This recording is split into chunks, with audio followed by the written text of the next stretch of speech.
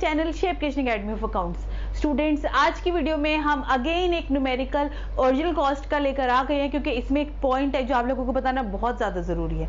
ठीक है स्टूडेंट, जैसे कि आपको पता है कि फिलहाल हमारी डेप्रिसिएशन चैप्टर की सीरीज चल रही है, उसमें हमने बेसिक्स कवर कर लिए हैं, हमने सेल ऑफ एसेट्स के क्वेश्चन कवर कर लिए हैं। अगर हम दो से ज्यादा एसेट परचेज करते हैं, उस तरीके के क्वेश्चन कवर कर लिए हैं। तो जिन स्टूडेंट ने अभी तक वो वीडियो नहीं देखी है, तो जाइए इस आई बटन पे क्लिक करिए, वहां पे आपको डेप्रिसिएशन की सारी वीडियोस अवेलेबल हो जाएंगी। ठीक है, तो आज क्या वो पॉइंट है जिसके लिए मैं एक नया न्यूमेरिकल लेके आई हूँ, चलिए डिस्कस कर लेते हैं। अपनी नोटबुक और पेन निकाल लीजिए और साथ साथ नोट डाउन करते चलिए की पॉइंट्स। ठीक है students, so this is the question. पहले इस क्वेश्चन को रीड आउट करते हैं जैसे हम हमेशा करते हैं। On 1 October 2009 Rajan company purchase machinery worth ₹40,000। ठीक है, हमने मशीन परचेज की, सिंपल है। On 1 October 2011 यानी कि after 2 years it buys additional machine worth ₹10,000। Again it's clear, 10,000 का खरीदा है।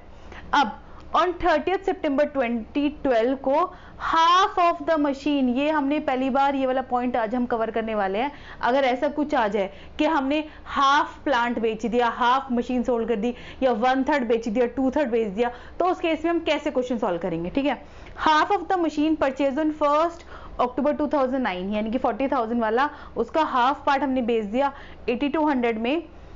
द कंपनी डेप्रिसिएशन लगाएगी 10% से, ये क्लियर है। मेथड कौन सा, ओरिजिनल कॉस्ट, ये पता कर लिया। अकाउंट्स कब क्लोज होते हैं 31 मार्च को, ये पता कर लिया। और हमें मशीन अकाउंट बनाना है 4 years का। तो हमने सारी जरूरत बातें हमने नोट डाउन कर ली। तो चलिए कर लेते हैं आज का क्वेश्चन सॉल्व। आप ये क्वेश्चन का स्क्रीनशॉट ले लो अच्छे से, क्योंकि इट इज साफ क्लियर, आपको विजिबल हो रहा है, तो स्क्रीनशॉट ले लो। फिर हम इसका न्यूमेरिकल स्टार्ट करते हैं। ठीक है, हाँ जी, तो मैंने फॉर्मेट बना लिया student, date particular amount, date particular amount. जैसे कि आपको पता है कि हमने यहाँ पे जो प्लांट खरीदा है 40,000, बाद में जाके ना हमने उसका हाफ पार्ट बेचा है। क्लियर, तो फॉर सिंप्लीफाइंग द कैलकुलेशन को सिंपल करने के लिए हम क्या करते हैं, पहले से ही इस मशीन को 2 पार्ट्स में डिवाइड कर लेंगे, 20 अलग 20 अलग, बस इतना सा करना है। कई बार क्या होता है, स्टूडेंट को पूरा क्वेश्चन नहीं पढ़ते, वो 40,000 लेके चलते, फिर एंड में आकर उनको बहुत ज्यादा दिक्कत आती है। तो पहले से ही अलग लेके चलो, पूरा क्वेश्चन पढ़ने की आदत डालो, एक बात में सारी इंपॉर्टेंट चीजों को पिन ऐसे हाईलाइट कर लो, जिस तरीके से मैंने किया, ताकि आपको क्वेश्चन अटेम्प्ट करते टाइम ईजी हो। ठीक है, अब हमने 2009 को खरीदा, तो यहाँ लिखो 2009 1 October टू बैंक परचेज करते हैं, कोई भी चीज इधर ही दिखाते हैं, टू बैंक अकाउंट 1 and 2, पहले ही उसको हम 2 पार्ट्स में डिवाइड कर लेंगे, 20,000 अलग और 20,000 अलग। क्लियर, और इस क्वेश्चन में हमने कुछ भी नहीं किया है, तो साल के एंड में डेप्रिसिएशन लगाएंगे। ये टोटल कर दिया मैंने यहाँ पे 40, और साल का एंड कब होगा, 2010 31 मार्च। ठीक है, बाय डेप्रिसिएशन। अब बच्चे क्या करेंगे, मंथ नहीं देखेंगे, सीधा का सीधा 20,000 में 10% 2,000 लिख देंगे। मोस्ट ऑफ द स्टूडेंट बेट लगा लो यही करके आएंगे। तो मैं आपसे रिक्वेस्ट करूंगी, मत देखना, जब भी आप डेप्रिसिएशन लगा रहे हो, थोड़ा सा माइंड को, अपने हाथ को पोज करके देख लेना कि डेप्रिसिएशन लगाते टाइम ये मंथ देख लो कि आपने अक्टूबर में खरीदा है, तो अक्टूबर, नवंबर, दिसंबर, जनवरी, फरवरी, मार्च, तो 6 मंथ्स का डेप्रिसिएशन लगेगा स्टूडेंट। ठीक है, तो 20,000 इंटू 10/100 इंटू 6/12, ये आ जाएगा आपका 1,000। तो पहले पे लगा दिया 1,000 और हमने सेकंड पे लगा दिया 1,000। ठीक है, 2,000 लगा दिया, बस। अब कैरी डाउन निकालो, बाय बैलेंस कैरी डाउन 1 पे 2 पे, this minus this 19,000, this minus this 19,000, total आ गया 38,000, और मैंने आमने सामने इक्वल कर दिया 40। ठीक है, क्लियर है स्टूडेंट, यहां तक कोई डाउट नहीं है, सिर्फ मंथ्स का है, डेप्रिसिएशन हमारा 6 मंथ्स का लगेगा। अब हम क्या करेंगे, क्वेश्चन बाद में पढ़ेंगे, पहले कैरी डाउन करते ब्रॉट डाउन करो। ईयर 2010 ही रहेगा, और आ जाएगा आपका 1 अप्रैल। क्या लिखेंगे, टू बैलेंस BD, हमारी 1 की 2 की, 1 की वैल्यू चल रही है 19,000 और सेकंड की वैल्यू चल रही है 19,000, अगेन टोटल 38,000।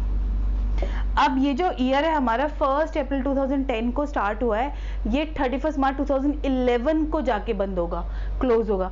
तो हमने कुछ किया तो है, पर वो हमने 30 सितंबर 2012 में किया है, यानी कि इस साल स्टूडेंट हमने कुछ भी नहीं किया। इस साल हम अपना सिंपल डेप्रिसिएशन क्या करेंगे, कैलकुलेट कर लेंगे, ठीक है। तो 2011 31 मार्च बाय डेप्रिसिएशन 1 पे 2 पे। अब हम सेकेंड ईयर में आ गए। सेकेंड ईयर में जब भी हम आएंगे, कोई भी क्वेश्चन सॉल्व करते हो, आप ये देख लिया करो कि मेथड कौन सा यूज करें।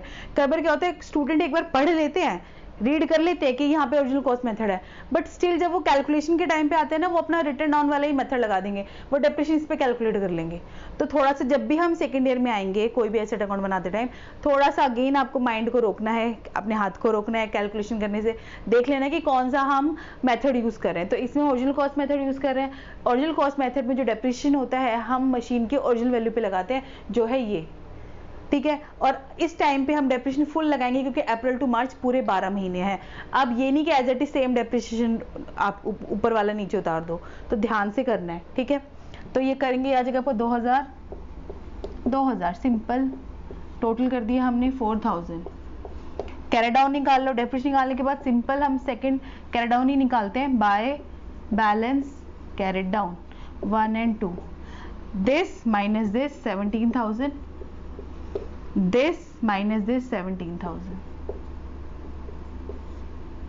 34,000, ये आ गया आपका 38,000। 2 लाइन लगाओ, कंप्लीट करो।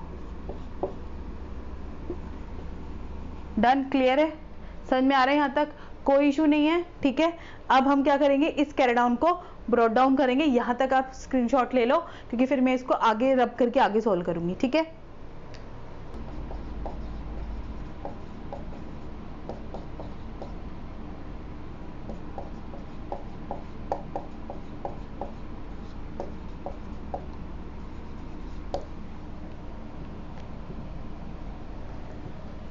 हाँ जी स्टूडेंट, तो मैंने क्या किया, लास्ट ईयर का कैरी डाउन इधर ब्रॉट डाउन कर दिया। 2011 में हम आ गए 1 अप्रैल। अब 1 अप्रैल 2011 आपका एंड कब होगा, 31 मार्च 2012। अब देख लेते हैं कि क्या क्वेश्चन में हमने कुछ किया है। यस, हमने कुछ किया, पर वो 30 सितंबर 2012 को किया है, यानी कि फिलहाल हमने 1 अप्रैल 2011 से 31 मार्च 2012 के बीच में भी कुछ नहीं किया। तो सिंपल डेप्रिसिएशन लगाएंगे 2012 31 मार्च बाय डेप्रिसिएशन 1 पे 2 पे। और इसकी ओरिजिनल वैल्यू कितनी है, 20,000 इंटू 10/100, क्योंकि फुल ईयर का ही लगा रहे हैं। तो 2000, इजी है ये क्वेश्चन, 2000, 4000 आ गया। कैरी डाउन निकाल लो, by balance carry down 1 2, 17 minus 2 15,000, 15,000, 30,000, ये आ गया आपका 34,000। आमने सामने इक्वल कर दिया, यानी कि इस क्वेश्चन में हमने परचेज करने के बाद 2 इयर्स में कुछ नहीं किया। अब कैरी डाउन को इधर क्या करेंगे, ब्रॉट डाउन। 2012 ही रहेगा, 1 अप्रैल टू बैलेंस BD। क्वेश्चन बाद में पढ़ेंगे, पहले ब्रॉट डाउन करते, मैंने हमेशा बताया है। 30,000, क्लियर है यहाँ पे। अब क्वेश्चन पढ़ते हैं। अब ये जो ईयर है हमारा, ये 1 अप्रैल 2012 को स्टार्ट हो रहा है, तो ये एंड कब होगा, 31 मार्च 2013 को। तो आपने उस बीच कुछ किया, यस। 30 सितंबर को हाफ ऑफ द मशीन जो आपने परचेज की थी 2009 को, वो आपने बेच दी 8200 में। 30 सितंबर 2012, तो सेल करने वाला काम कर लेते हैं। तो यहाँ लिखेंगे 2012 30 सितंबर। क्या लिखेंगे, जब भी सेल करते हैं क्या लिखते हैं सबसे पहले, यस, बाय बैंक सेल। कितने की सेल करिए, 8200 की। अब डेप्रिसिएशन देखो लगेगा, यस, क्योंकि अप्रैल टू 30 सितंबर तक तो यूज किया है। तो अप्रैल, मई, जून, जुलाई, अगस्त, सितंबर, सितंबर जरूर काउंट करेंगे क्योंकि 30 है। क्लियर, 30 सितंबर है, सितंबर भी ओवर हो चुका है, तो 6 महीने का डेप्रिसिएशन लगेगा। बाय डेप्रिसिएशन कितने का लगेगा, 6 महीने का। और वैल्यू कितनी है, ओरिजिनल वैल्यू कितनी है, 20,000। तो 20,000 इंटू 10/100 इंटू 6/12, तो ये आ जाएगा आपका 1000। उसके बाद निकालेंगे प्रॉफिट वाला लॉस। उसके लिए क्या करेंगे, इन दोनों को प्लस करेंगे। 9200 यहाँ पे वैल्यू कितनी चल रही है, 15000, यानी कि 15000 की चीज आपने 9200 में सोल्ड कर दी तो ऑब्वियसली लॉस हो गया। ठीक है, तो 15000 माइनस 9200 ये आ जाएगा स्टूडेंट आपका, कैलकुलेट कर लो, मैं भी कैलकुलेट कर लेती हूँ, ये आ जाएगा 5800। ठीक है, तो 30 सितंबर बाय लॉस ऑन सेल, तो दिस माइनस दिस, ये आ गया आपका 5800। ठीक है, क्लियर है, ये यहां तक क्लियर है। तो 5800 आ गया, 8 9 10 8 9 10 11 12, हाँ डन। अब ये वाली प्लांट चली गई। अब एक बार आगे पढ़ लेते हैं, आगे तो कुछ नहीं किया हमने, क्या कह रहा है, हाँ सोल्ड कर दिया बस, और कुछ नहीं किया हमने, हाफ मशीन परचेज की थी, सोल्ड कर दिया बस, डेप्रिसिएशन लगाना है। अब ये वाली तो चली गई, अब इस पर डेप्रिसिएशन लगाओ, इस पर डेप्रिसिएशन तो साल के एंड में ही लगेगा, तो 2013 31 मार्च बाय डेप्रिसिएशन, सेकंड वाले पे लगेगा, ओरिजिनल वैल्यू पे वो लगेगा आपका 2000। ठीक है, फिर carried down by balance carried down, 15000 minus 2000, ये आ जाएगा आपका 13000, और इसको आमने सामने इक्वल करके टोटल करेंगे। ठीक है, पूरा कर देंगे तो ये आ जाएगा आपका, तो 30,000 टोटल आ जाएगा, और इस क्वेश्चन को यहाँ पे क्या कर देंगे हम, खत्म, 15 और फिर इस कैड ऑन को उधर क्या कर देंगे, ब्रॉट डाउन, 2013 ही रहेगा, और आ जाएगा 1 अप्रैल टू बैलेंस ब्रॉट डाउन, 13,000 करके क्वेश्चन को हम कर देंगे एंड। क्लियर है, तो क्वेश्चन समझ में आ गया।